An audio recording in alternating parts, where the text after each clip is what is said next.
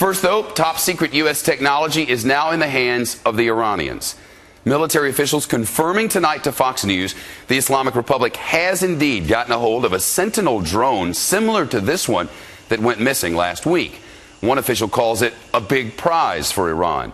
Iran's state-run media reports their forces shot it down.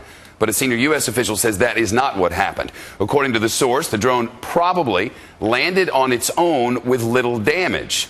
That means Iran now has some of our military's most sophisticated equipment.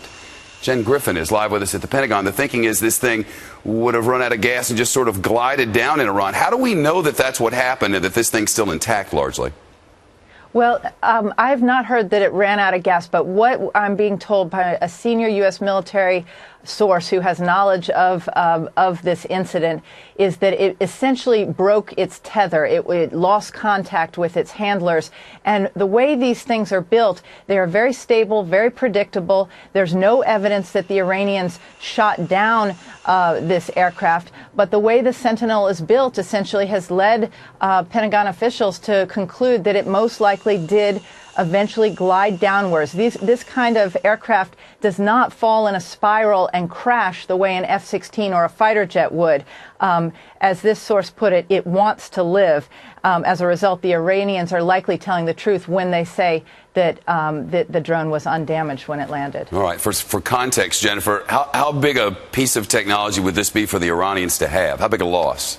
This is a huge loss, according to this military source that I spoke to this evening.